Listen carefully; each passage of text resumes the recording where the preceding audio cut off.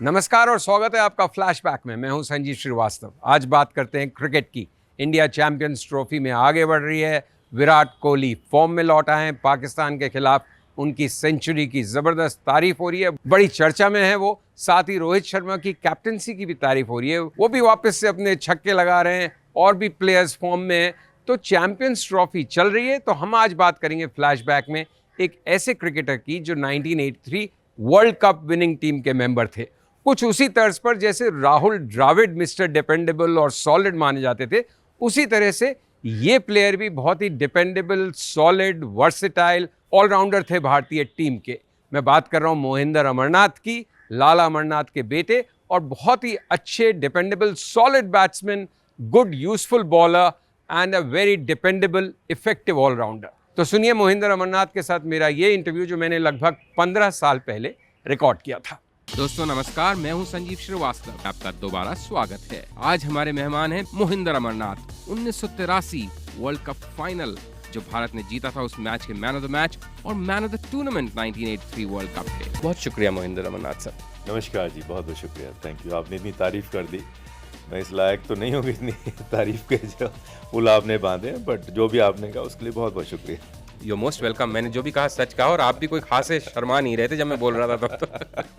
अच्छा ये बताइए, आप क्रिकेट तो आपके एक तरह से खून में है, लेकिन सबसे शुरुआती यादें क्या हैं क्रिकेट की आपको? यादें बचपन एक तरह से याद है मुझे कि जब हम छोटे तीनों भाई हम थे, तो डैड यही चाहते थे कि हम लोग खाली क्रिकेट खेलें और कुछ नहीं।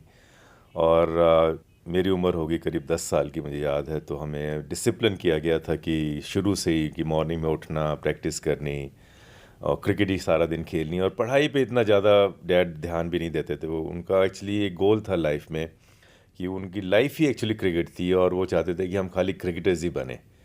तो हमें पढ़ाई से भी छूट दे दी जाती थी, मगर जहाँ तक क्रिकेट का सवाल था उस पर कोई छूट नहीं थी। चाहे दिन हो, रात हो, दोपहर हो, मैचेस खेलने हैं, जाना है, प्रैक्टिस करनी है। तो वो डिसिप्लिन जो था एक हमारे लिए बहुत, तो एक तरह से कड़क डिसिप्लिन उन्हें बनाया हुआ था, और उसमें कोई राहत नहीं मिलती थी। और मदर की तो उसमें कोई से थी नहीं जहाँ तक क्रिकेट का सवाल था। और फादर की पर्सनैलिटी ऐसी थी कि उनके आगे कुछ हिम्मत भी नहीं होती थी कि कुछ माफ़ी मांग सकें क्रिकेट से।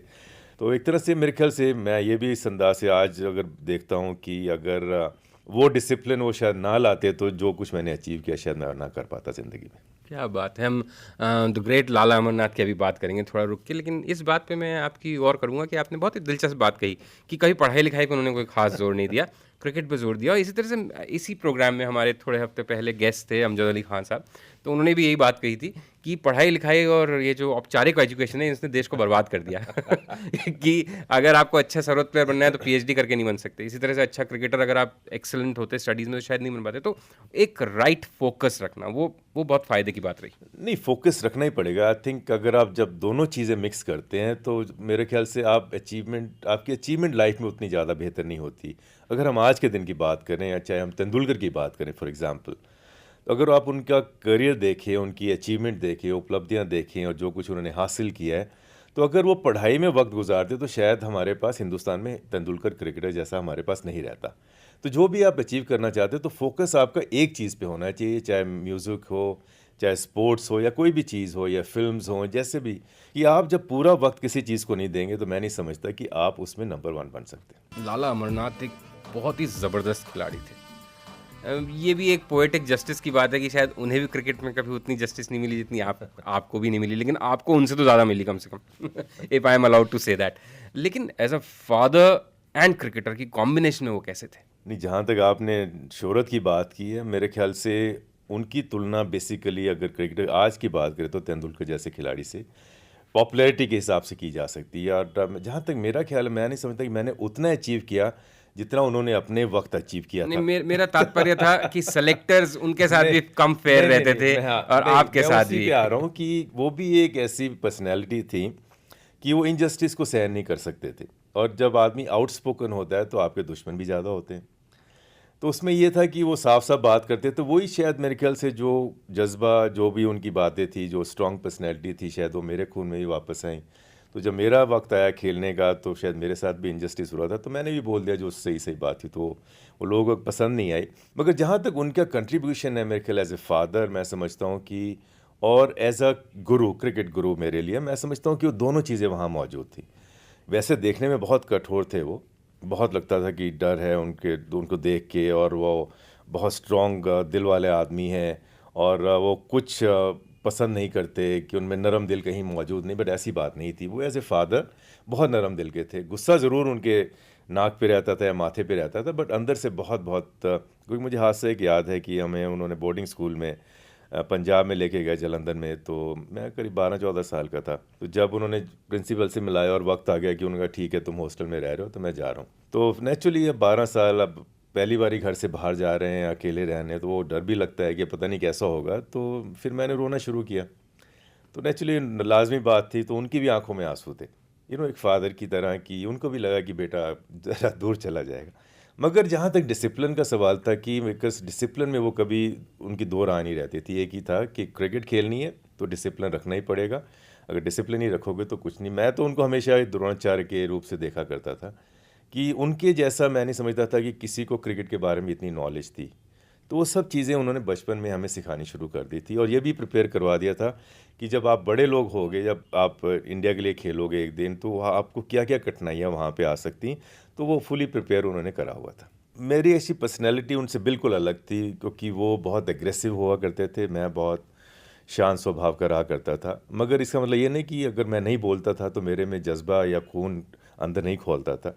मगर मेरा खेलने का तरीका थोड़ा इस तरह से था कि अगर आपको किसी को गलत प्रूव करना है या आपको अच्छा करना है, तो आपको परफॉर्मेंस देके करना पड़ेगा। और उन्होंने कभी रोका नहीं कि हम क्या करते हैं। जहाँ तक खेल का सवाल था, कि अगर हमने किसी को कुछ बोल भी दिया तो उन्होंने हमेशा हमारी सपोर्ट की एज ए फादर और एज ए क्रिकेटर।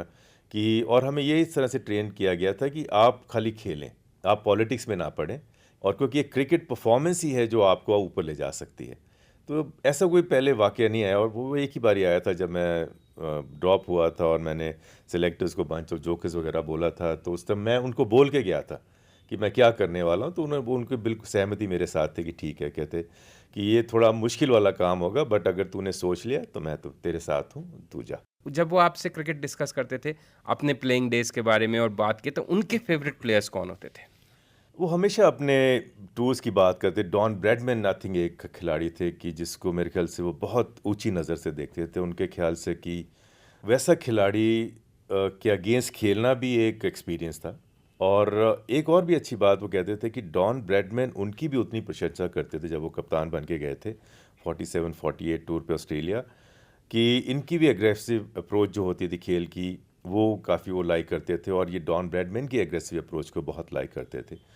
और उनका हमेशा नाम वो कहते, अगर वर्ल्ड क्रिकेट की बात करें तो फिर फजल महमूद की बहुत तारीफ़ किया करते थे वो, फास्ट बॉलर पाकिस्तान के।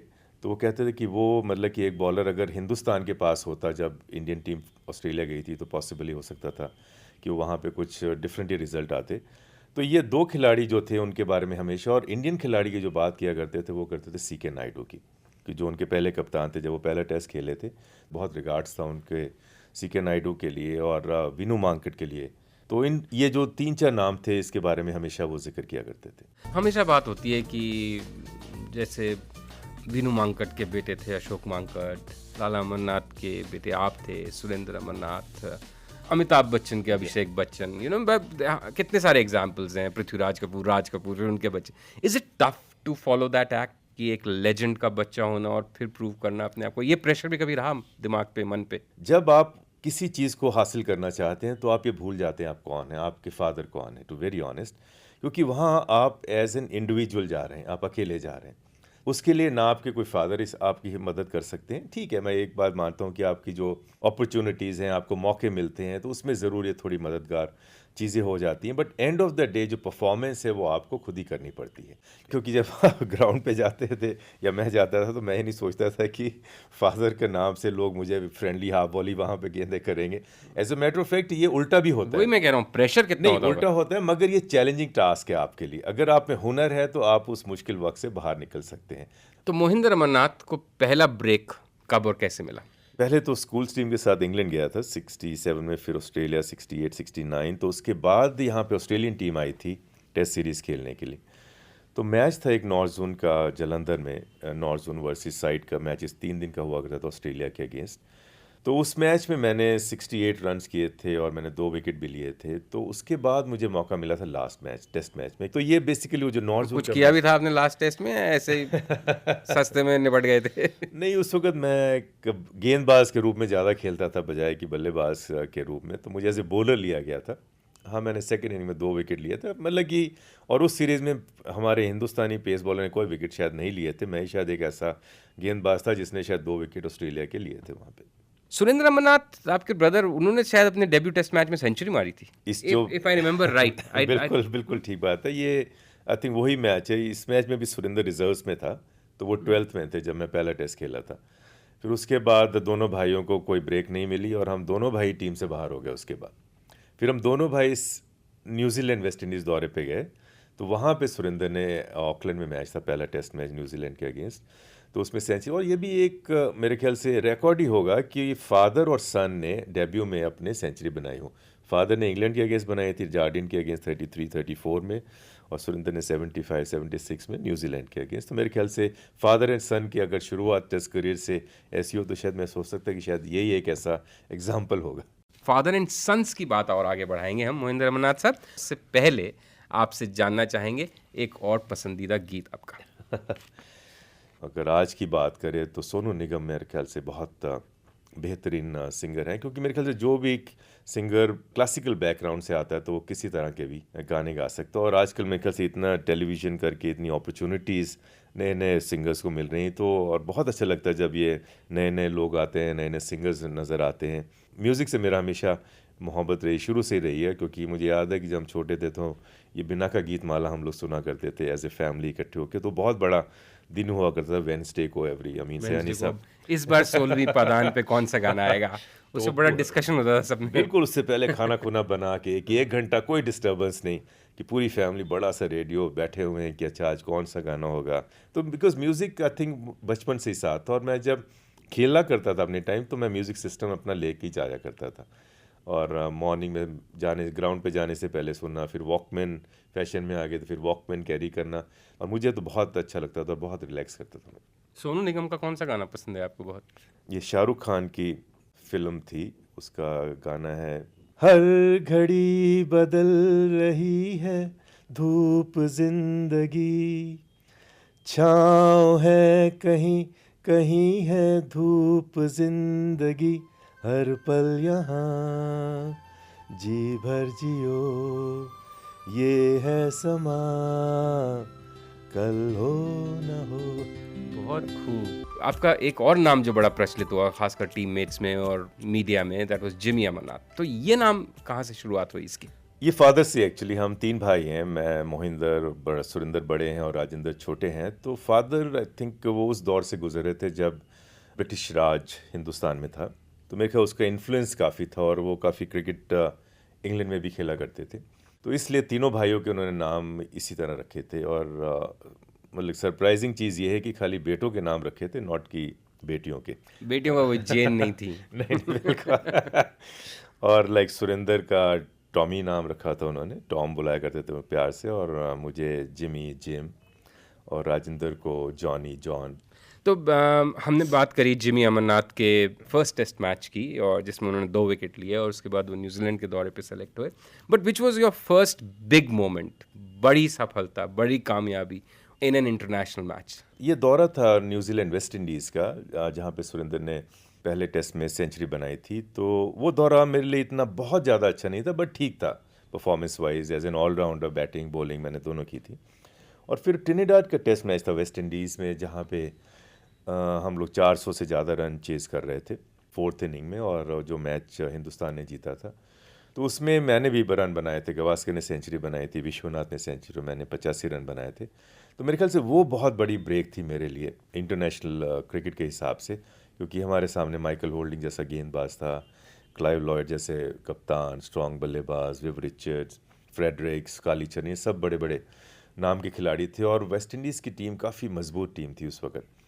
तो उस टीम के अगेंस्ट परफॉर्म करना, और फिर उसी सीरीज़ में लास्ट टेस्ट मैच में जहाँ पे हमारे बहुत खिलाड़ी ज़ख्मी हो गए थे जमैका में, तो वहाँ पे सेकेंड इनिंग में मैंने 67 रन्स बनाए थे। तो आई थिंक ये जो दौरा था मेरे लिए ज़्यादा फ्रूटफुल था, और यहाँ पे एक बात साबित हो गई कि इसने बयां किया था कि मैं फास्ट बॉलिंग को खेल सकता था। तो उसका मुझे बहुत कॉन्फिडेंस था और मुझे उम्मीद थी कि आने वाले दिनों में मैं अपनी वहाँ पे एक पहचान बना सकूँगा। वाइफ का क्या नाम है? उनका नाम है जी, इंद्रजीत नाम है, सरदारनी है जट्टी जिसको हम बोलते हैं। और उनसे मुलाकात, was she one of your fans? नहीं नहीं जी, उनको बिल्कुल मालूम नहीं था क्रिकेट के बारे में कि क्या है। मैं उनकी फैमिली को जानता था इंडिया से, मगर वो डॉक्टर हैं और इंग्लैंड में काम करती, तो मेरी मुलाकात इंग्लैंड में हुई थी उनसे। और बस फिर वो प्यार मोहब्बत में बदल गई। फिर उसके बाद ही हमने इंग्लैंड में शादी कर ली थी उसकी। और बच्चे वगैरह? डॉटर हैं जी मेरी, निक्की नाम है उसका, और म्यूज़िक का बहुत शौक़ है उसको। और एक्चुअली उसके भी जो शुरू के दिन थे वो इंग्लैंड में ही गुजरे थे। जब मैं क्रिकेट खेला करता था तो मैं समर इंग्लैंड में गुजारा करता था और विंटर हिंदुस्तान। ये तो बड़ी आइडियल लाइफ थी। बताइए, गर्मियों में आप इंग्लैंड चले गए और बहुत अच्छे। अभी जब हम वापस से क्रिकेट पे लौटते हैं, जब आपने वेस्ट इंडीज़ के दौरे की बात कर रहे थे, जो इतने नाम आपने लिए, उसमें से एक कई लोगों के मुताबिक जो मॉडर्न क्रिकेट का ग्रेटेस्ट बैट्समैन था विव रिचर्ड्स। और विव रिचर्ड्स का कहना था कि you were one of the nicest persons who played cricket. नहीं, विव रिचर्ड आई थिंक वो एक ऐसी पर्सनैलिटी थी कि उसको देख के मैं समझता हूँ कि अगर क्रिकेट फील्ड की बात करें कि गेंदबाजों के दिल में खौफ आ जाता था जब वो अपने स्टाइल से ग्राउंड पे उतरा करते थे, मुंह में चिंगम और वो ब्राउन वेस्ट इंडियन कैप और उनके चलने का अपना एक अंदाज। swagger, बिल्कुल। हाँ बिल्कुल अपना अंदाज। और ऑफ द फील्ड वो बहुत एक अच्छे इंसान, फन लविंग जैसे वेस्ट इंडियन होते हैं उस तरह के। और इवन फील्ड पे भी मैं बातचीत उनसे चलती रहती, तो वेरी रेयर ओकेजन होते थे कि जब वो किसी ऑपोजिशन से बात करते थे। और ड्रिंक्स के टाइम अक्सर कई बारी बातें होती रहती थी उनसे, और Michael Holding, Jeffrey Dujon, तो ये मेरे काफ़ी मित्र थे। ग्राउंड पे तो कोई मित्रता नहीं रहती थी, मगर जैसे ही ब्रेक हो या कुछ तो बातचीत चला करती थी। बिल्कुल मैं बहुत खुश हूँ कि ऐसे उनके रिमार्क्स और उन्होंने ओपिनियन मेरे बारे में दी है। और मैंने बहुत इन्जॉय किए क्रिकेट उनके अगेंस्ट खेल की, और काफ़ी कुछ सीखा भी कि अगर आप कुछ हासिल करना चाहते हैं क्रिकेट फील्ड पे, तो परफॉर्मेंस के साथ साथ एग्रेशन जो है, मैं समझता हूँ वो सबसे बेहतर रूप है अगेंस्ट जेन्युइन फास्ट बॉलिंग के अगेंस्ट जब आप खेलते हैं। बट आप क्या उनके विकेट वगैरह नहीं लेते थे जो उन्होंने आपको नाइसेस्ट मैन कह दिया था? आपके धीरे बॉल फेंक देते थे। नहीं, मैं एक्चुअली मुझे मौका नहीं मिलता था जब वो बल्लेबाजी के लिए आते थे, क्योंकि हमारे रेगुलर बॉलर होते थे और बहुत पिटाई करते थे रेगुलर बॉलर्स की।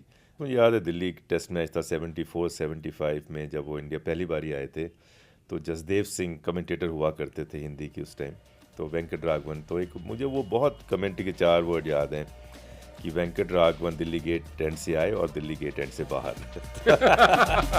जो टीम में इतना लगातार आना जाना होता था, क्या पर्सिक्यूशन कॉम्प्लेक्स एक पैदा होता था? कई लोग ऐसे हैं जो टीम में उतनी अच्छी परफॉर्मेंस नहीं करते हुए भी है, उनको ज़्यादा मौके मिलते हैं और मुझे नहीं, और ऐसा क्यों? प्रॉबेबली मुझे ऐसा फील हुआ हमेशा कि आई थिंक ये जो अमरनाथ नाम था, उसने अगर ब्रेक दी तो उसमें थोड़ी अड़चने भी आती रहती थी उसके परफॉर्मेंस के ऊपर। अगर थोड़ी ख़राब परफॉर्मेंस हो जाए तो मुझे हमेशा फील हुआ कि मेरे साथ बेइंसाफ़ी होती थी, क्योंकि जब मैं दूसरे खिलाड़ियों को खेलता देखता था और उनके फेलियर देखता था, तो उनके जो सिलेक्टर थे कंटिन्यू करते थे, और जहाँ तक मेरी परफॉर्मेंस 1-2 ख़राब हो तो मुझे बैठा दिया जाता था। तो ये इनिशियली मुझे हमेशा महसूस हुआ, मगर इसने मुझे मेरे ख्याल से और भी मजबूत इंसान इसलिए बनाया क्योंकि मैं उनको बताना चाहता था कि जो सिलेक्शन कमेटी थी खासकर, कि मेरा हुनर भी उतना ही था अच्छा था जितने कि हमारे ग्रेट प्लेयर्स थे इंडियन टीम में। मगर बेइंसाफ़ी ने मुझे ज़्यादा मौका दिया कि मैं जो भी मेरी कमियां थी उसको सुधार सकूं, और अपने आप को अपने जज्बातों को भी कंट्रोल में रख सकूं, और अपने आप को और मजबूत इंसान बना के उन लोगों को गलत प्रूव कर सकूं। वो मैं खाली ग्राउंड और क्रिकेट फील्ड के ऊपर ही कर सकता था। और उसका रीज़न ये भी था कि जब मैं वापस जाता हूँ हिस्ट्री में, क्योंकि कहते हैं कि हिस्ट्री रिपीट होती है, कि फादर के साथ भी बहुत बेइंसाफ़ी हुई थी उनके वक्त, तो उन्होंने कभी दिल नहीं हारा था। तो वो एक एग्जाम्पल घर पे ही मौजूद था। अगर आपके पास टैलेंट है तो आप हमेशा वापसी कर ही लेंगे, और यही था कि मैं जो कमबैक करता रहा वो इसी कारण मैं करता रहा। In your mid 30s you used to make your regular comebacks, and we used to talk about कि यार आदमी कितना फिटनेस देखो कितनी ज़बरदस्त बना के रखता है। बहुत मेहनत करते होंगे आप। मेहनत में करता था, उसका रीज़न भी था कि मेरे ख्याल से ये डिसिप्लिन जो था, ये बचपन से जो फादर थे उन्होंने हमारे अंदर डाल दिया था। और मैं एक चीज़ जानता था कि हिंदुस्तान की क्रिकेट में अगर मुझे कमबैक करना है तो इसका मतलब कि फ़िज़िकली फ़िट होना मेरे लिए बहुत बहुत इम्पॉर्टेंट था। तो उसके लिए मैं बहुत मेहनत करता था, मैं बहुत रनिंग करा करता था, क्योंकि मैं जानता था कि अगर मैं फ़िज़िकली फ़िट रहा, क्योंकि टैलेंट तो मेरे पास मौजूद था, तो ये दोनों चीज़ें मैं कंबाइन कर लूँगा तो हो सकता है कि मैं अचीव कर लूँ जो मैं नहीं कर पा रहा था। और लोगों को भी गलत साबित करने के लिए एक परफॉर्मेंस की ज़रूरत नहीं थी, कंसिस्टेंट परफॉर्मेंस की ज़रूरत थी। तो ये फ़िटनेस जो है मैं समझता हूँ बहुत अहम भाग प्ले करती है। अगर आज की अगर हम बात करें, अगर सौरव गांगुली की बात करें फॉर एग्ज़ाम्पल, कि मुझे जो बताया गया है कि जो वो टीम में वापस आए हैं, कि जब वो टीम से बाहर थे, मेरे ख्याल उस टाइम उन्होंने बहुत मेहनत की। और जब इंसान टीम से बाहर होता है तो वो जानता है कि उसको कड़ी मेहनत ही जो है वापस ला सकती है। तो जब 1982-83 के दौर में आप वापस आए और उसमें हम सीधे वर्ल्ड कप पे जाते हैं, तो वर्ल्ड कप शुरू होने से पहले मोहिंदर अमरनाथ ठीक है, गुड परफॉर्मर, गुड प्लेयर, आपने कभी सोचा था आप मैन ऑफ द सीरीज होंगे, man of the tournament, man of the match, finals का, मतलब ये सब हंगामा होने वाला है अगले कुछ हफ्तों में? जब हम फाइनल पहुंच गए थे 83 में लॉर्ड्स पे, तो मुझे वो एक दिन याद आया कि इट वाज लाइक जैसे ड्रीम होता है, आप फ्लैशबैक में चले जाते हैं। तो 75 में जब पहला वर्ल्ड कप हुआ था, वो हमारे लिए हॉलीडेज़ थे, बेसिकली पेड हॉलीडेज़। तो हम लोग पूरी इंडियन टीम फाइनल देखने गई थी लॉर्ड्स पे। तो वहाँ पे मेरा ड्रीम था कि आज ऑस्ट्रेलिया, उस दिन ऑस्ट्रेलिया वेस्ट इंडीज़ का फाइनल था। तो और बहुत लाइक क्राउड का पार्टिसिपेशन, सेंटर ऑफ अट्रैक्शन होना बीच में। तो मैं ड्रीम कर रहा था कि क्या मेरी ज़िंदगी में ऐसा दिन आएगा कि मैं भी बीच में जाके वहाँ पे फाइनल खेलूँ, और इस तरह जिस तरह के लोग आसपास हैं, क्लैपिंग कर रहे हैं, एडमायर कर रहे हैं हर खिलाड़ी को। और कहते हैं ना कि अगर इंसान सपने देखे तो पूरे ज़रूर होते हैं। तो वो 75 की बात थी और ये 83 की बात। और 83 में डेफिनेटली वही सपना जो मैंने देखा था वो 83 में पूरा न हो सिर्फ आप बीच में थे बल्कि सेंटर ऑफ अट्रैक्शन थे। मैं जब आपको याद करता हूँ उस मैच में, तो हमेशा मैं तो सोचता हूँ ये 4 कदम दौड़ के और बॉल फेंक के और विकेट कैसे ले रहा है आदमी। नहीं, मेरे ख्याल वो बैट्समैन भी सो जाता था। वो कहता इतना धीरे आ रहा है, पता नहीं पहुंचेगा कि नहीं So, पहुंचेगा। ये आपकी कोई डेलिबरेट स्टाइल थी क्या लोगों को लल करने की, कि इतना उन्हें आराम पहले lull them into some strange make believe zone of comfort? नहीं, ऐसा नहीं। मेरा जो करियर था एज ए बॉलर था, मेरा एक्चुअली लॉन्ग रन अप हुआ करता था काफ़ी, और मैं थोड़ी तेज़ भी गेंदें करा करता था। मगर मैंने फिर रियलाइज़ किया कि हिंदुस्तान की कंडीशन में एज ए बॉलर मेरा कोई फ्यूचर नहीं था। तो फिर मैंने बैटिंग पे ज़्यादा ध्यान देना शुरू कर दिया। बॉलिंग ना करना मेरे लिए बैटिंग के लिए एडवांटेज था, मगर इसका मतलब ये नहीं कि मैं बॉलिंग नहीं करता था। और वर्ल्ड कप की अगर बात करें तो मुझे मालूम था ये कंडीशन कैसी थी। मैं वेस्ट इंडीज़ के अगेंस्ट खेला हुआ था, और राइट टाइम पे मुझे एक्चुअली वो ब्रेक मिली, और राइट टाइम पे मैंने कंट्रीब्यूट किया टीम के लिए। तो जब इस तरह से चीज़ें होती हैं साथ साथ, तो मेरे ख्याल से कंट्रीब्यूट जो प्लेयर ज़्यादा करते हैं। एक्चुअली एक मैं पढ़ रहा था, एक ये गुरु चाणक्य की बात, वो यही कहते थे कि आप जानवरों से बहुत कुछ सीख सकते हैं। कि अगर आप मुर्गे को देखें फॉर एग्जांपल, कि वो किस तरह से डिसिप्लिन करता है, किस तरह से ड्यूटीज़ बांटता है अपने लोगों में बीच में, और किस तरह से इंजॉय करता है। तो वो सब चीज़ें मैं समझता हूँ कि इंसान जानवरों से भी बहुत कुछ सीख सकता है। वो कहते हैं कि अगर वफादारी सीखनी है तो कुत्ते से इंसान सीखे। तो बहुत सी चीज़ें, और कहते हैं उस जगह पे लड़नी चाहिए जहाँ पे आपकी स्ट्रेंथ आपको मालूम हो। पानी में तो मगरमच्छ किसी को भी खा जाएगा, अगर ज़मीन पे मगरमच्छ होगा तो कुत्ता भी उसको खींच लेगा। तो ये छोटी छोटी चीज़ें हैं, तो इस जहन में जब रहती हैं आपके, तो ऑटोमेटिकली आप जानते हैं कि आपकी स्ट्रेंथ क्या है। और जब आप अपनी स्ट्रेंथ के साथ कुछ करते हैं तो मैं समझता हूँ कि आपको कामयाबी भी मिलती है। तो चाणक्य के बताए हुए गुरों से वर्ल्ड कप फाइनल जीता गया, ये तो बिल्कुल नई बात। अच्छा, हम वर्ल्ड कप फाइनल की थोड़ी सी देर और बात करेंगे, लेकिन पहले semifinals, can you just relive the match against England? मतलब वो भी एक ज़बरदस्त मैच था।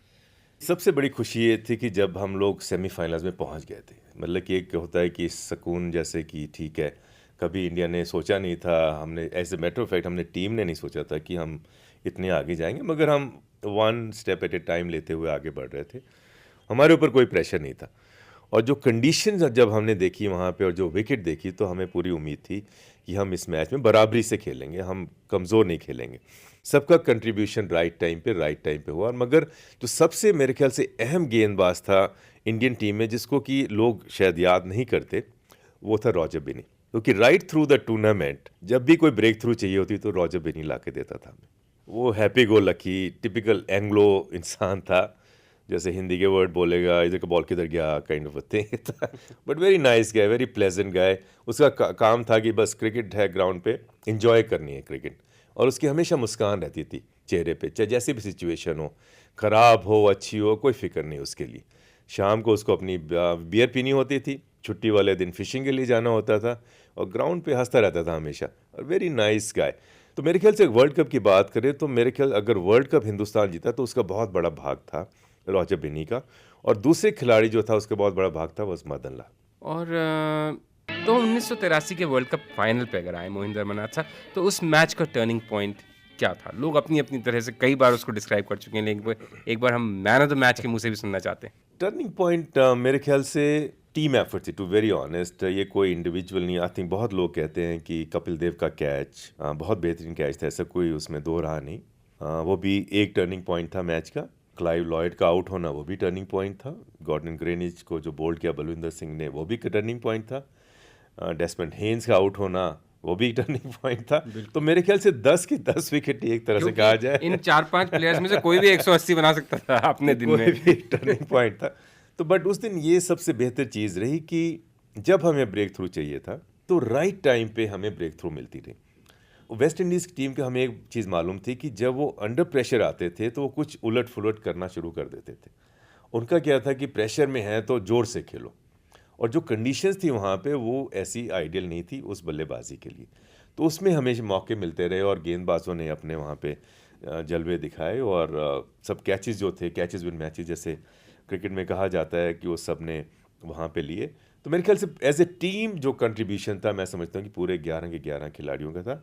हम ये सोच के नहीं गए थे कि हमें जीतना ही है, टू वेरी ऑनेस्ट। हम गए थे ग्राउंड पे कि हम खेल नहीं जा रहे हैं, अब देखेंगे हालात जो भी होते हैं वहाँ पे, क्योंकि आप प्लान करके ऐसी चीज़ें नहीं जा सकते। आपकी जो परफॉर्मेंस ही होती है वही आपकी परफॉर्मेंस जो है वो आपके नाम के बारे में बताती है। अगर आप परफॉर्म करते हैं तो लोग आपको याद करते हैं, अगर आप अच्छा नहीं करते तो आपको लोग धिक्कारते ये बताइए कि उन दिनों ड्रेसिंग रूम में किस तरह का माहौल था? Was it a really United team, और उसमें भी टिपिकल इंडियन टीम? हैं। जहाँ तक एटमॉस्फेयर की बात करते हैं ड्रेसिंग रूम में, वहाँ पे एकदम रिलैक्स एटमॉस्फेयर था। ऐसा कुछ नहीं होती थी प्लानिंग बहुत ज़्यादा कि हमें क्या क्या करना है। कोई ड्राइंग बोर्ड पे कोई स्ट्रेटजीज नहीं बनती थी। कोई कोच नहीं होते थे तब इतने हाई कोई प्रोफाइल। कोच नहीं। हमारे मैनेजर थे मान सिंह, वो क्रिकेट की बात ही नहीं ज़्यादा करते थे, वो टीम पे ही छोड़ देते थे।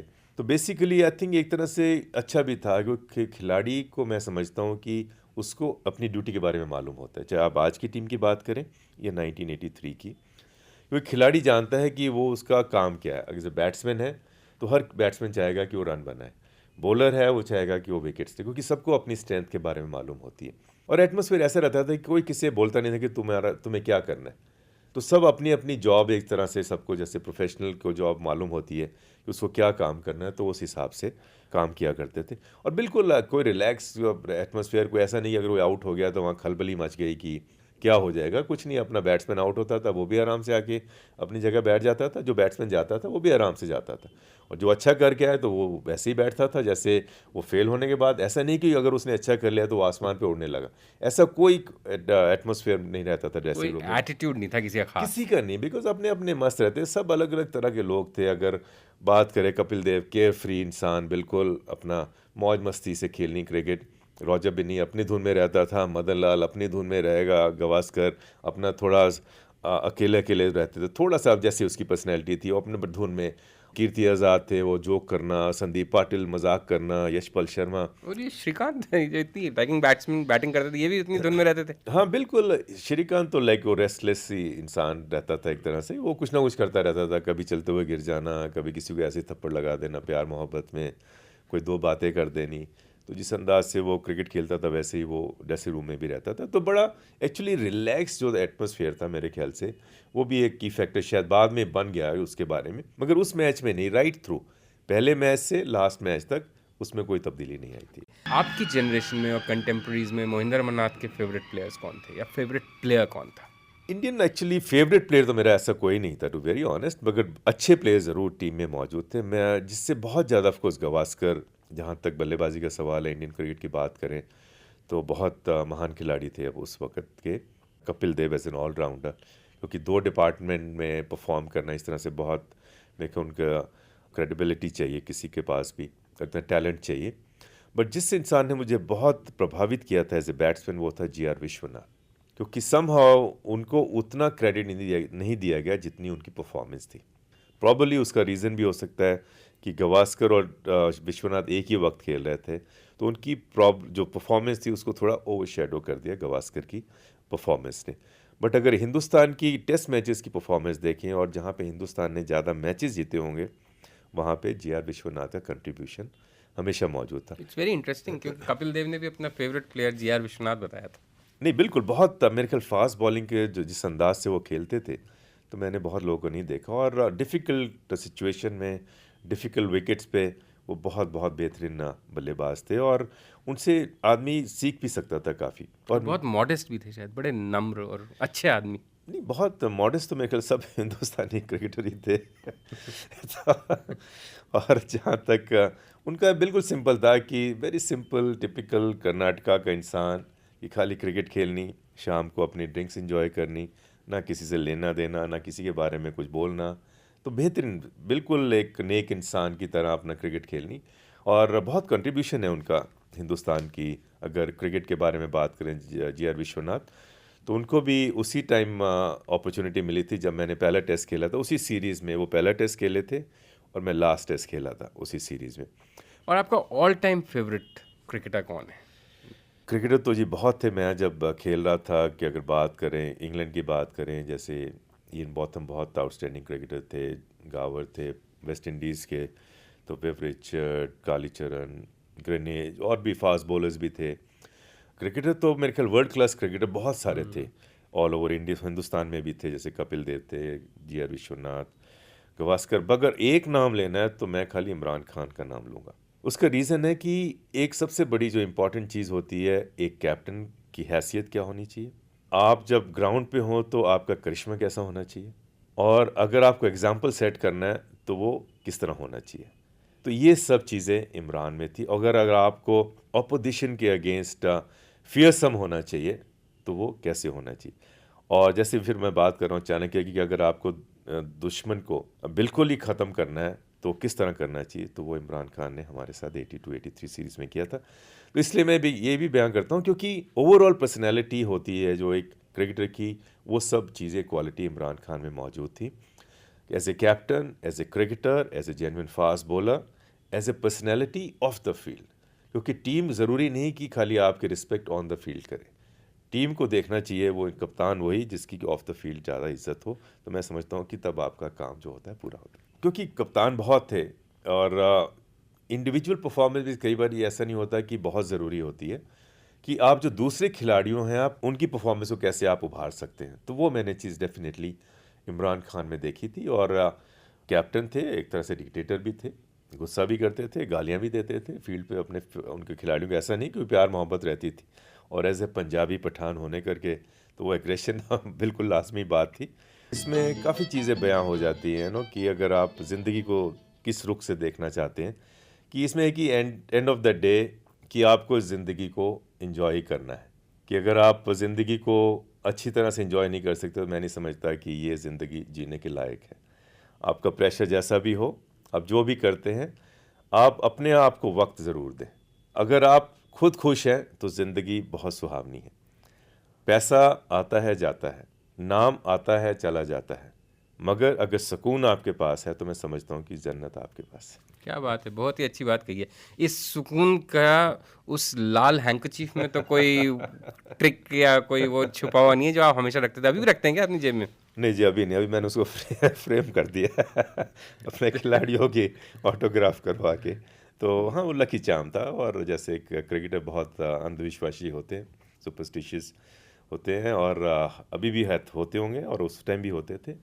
तो वो एक लकी चार्म था मेरे लिए, और मेरे लिए बहुत लकी साबित हुआ। और वर्ल्ड कप में खासकर वो बहुत साबित हुआ। तो वो उस लाल रुमाल पे मैंने उन 83 टीम के ऑटोग्राफ करवा के रखे हुए हैं, और उसको अब मैं फ्रेम करवाने वाला हूँ। और अपनी वो हैट जो आप एक पहनते थे उसको भी फ्रेम करवा लिया है या नहीं, वो पहन के बहुत निकलते हैं कभी-कभी?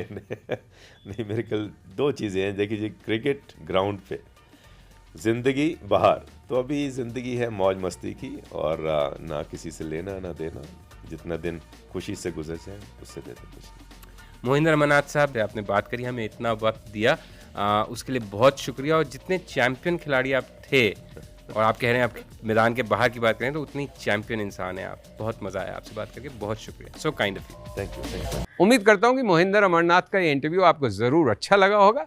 Thank you very much for watching, and please हमारे चैनल को लाइक और सब्सक्राइब कीजिए। आगे भी एक से एक बेहतरीन इंटरव्यूज़ हम फ्लैशबैक में आपको सुनवाएंगे।